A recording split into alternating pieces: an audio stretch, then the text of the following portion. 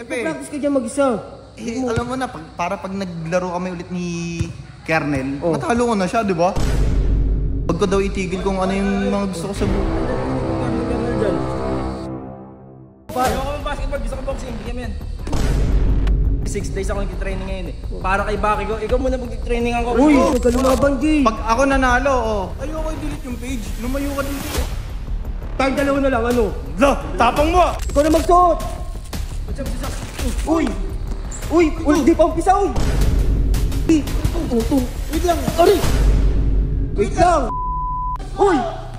Uy! Uy, Prince Renard! Practice ka dyan mag-isa. Alam mo na, pag naglaro kami ulit ni Kernel, matalo ko na siya, di ba? Siya naman ngayon titigil kay SJ.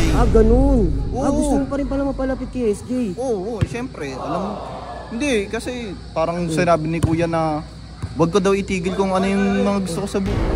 Kernel dyan. Wala naman, Lalabanan mo ang basketball? Oo, nagpa-practice siya pa. Ayoko ng basketball, gusto ko boxing, bigyan mo yan. Boxing. Tsaka yung ina mo, dahil dyan, nagte-training ako ngayon eh. Kasi 6 days ako nagte-training ngayon. Para kay Baki ko, ikaw muna mag-training ako. Uy! Nasampulan Bakit? Tsaka ikaw, pag natalo ka, lubay-lubayan mo na yung baby SJ ko ha. Huwag ka lumaban, G. Pag ako nanalo, ikaw naman na... Wala. Uy, di-delete yung page. Ayoko i-delete yung page. Lumayo ka din. Uy! Bisa mo na. Tayong dalawa na lang, ano? Tapang mo! Wag yan. Yabang yung dalawa. Uy, isa po na yung gloves niya. Ito na. Suot mo na nga, sige, pagbigyan mo. Ito, Ikaw na magsuot. Ba't siya masisas? Uy, di pa umpisa, uy. Uy, pagdalan, uy. Aray! Tang ina. Aray! Uy, anong to? Wait lang! Aray! Susuot mo na ako gloves! Putang ina, hindi pa nga ready. Pagbigyan mo. Lumapa ka ng patas, di pa nga nasusuot eh. Lalaban daw. Uy, balikan mo, lalaban ka. Lalaban ka. Wait lang. Uy! Tama na.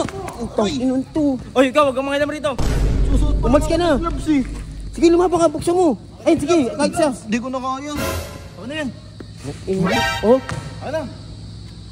hindi mo nang pinagbigyan ng tao. Masuot yung gloves, oh. Walang niya ka. Tara na.